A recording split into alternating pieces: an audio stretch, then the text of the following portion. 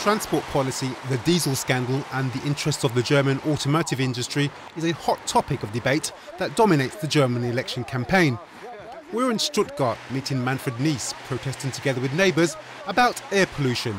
The retired teacher lives close to Germany's dirtiest road, the Neckar-Tor. Niess is the nemesis of diesel defenders.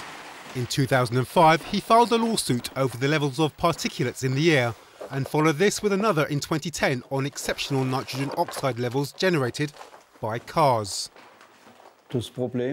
What's the problem? Here in Stuttgart, but also in many other cities, the population is poisoned by air pollutants. I want people to live in a safe environment. Depending on which survey you read, people living in Stuttgart lose between 2 and 9 years of their life just because they live here in this city. In Stuttgart, the automotive industry is the real ruler of the region. The government tries to be a kind of servant to the automobile industry. Well, not just trying. In fact, they are. The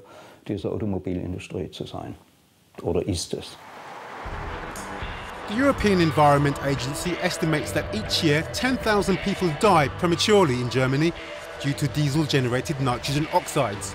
But these figures are contested. We meet Eric Stumm, an artist who works with dust, making the invisible visible. Here I discovered a material which I call the Neckar-Tor black. It's a very fine dust, and you can find this dust here at the Neckar-Tor. There are large deposits of it. It gets between everybody's teeth. Here I found a fair amount of it, and I'm going to transform it into a piece of art. While Sturm works on his special pigment, here's a rundown of the political parties and their stance on the motor industry and pollution. The Green Party wants to banish combustion motors by 2030.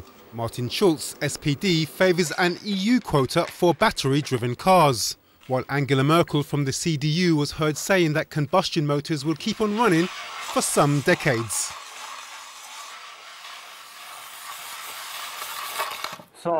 Well, the colour Neckar-Tor black is almost ready now.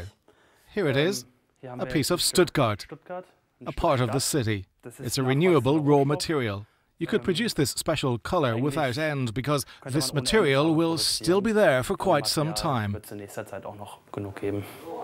Eric's three-dimensional transformation of deeply blackened urban dust intrigued Achim Dietler.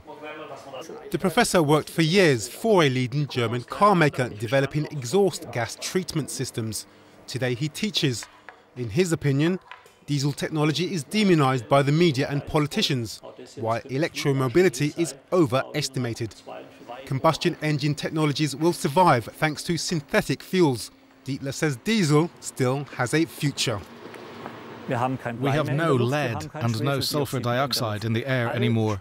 All those air pollutants, those neurotoxic substances have disappeared today. That's why I can't understand why we are having this fierce debate.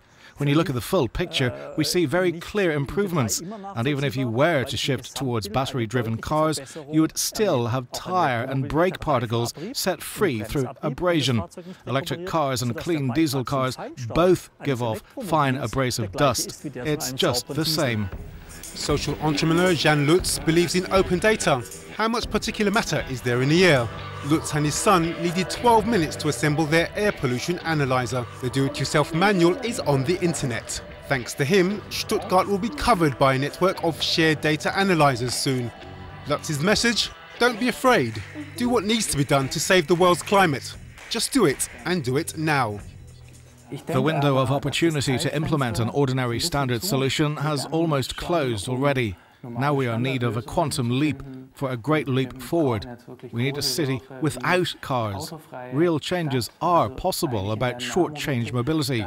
Loads can be transported by special bicycles. In the future city, you'll move by foot and by bicycle. Lutz is among thousands of cyclists who regularly demonstrate their power and will to change by paralysing the Stuttgart traffic. If politicians do not decide on how to combine mobility needs and health concerns, law courts will do so. Diesel cars could be banned from city centres soon. Will Germany change its energy and transport policy? We'll have our response after this upcoming election. Hans von der Brele, Euronews.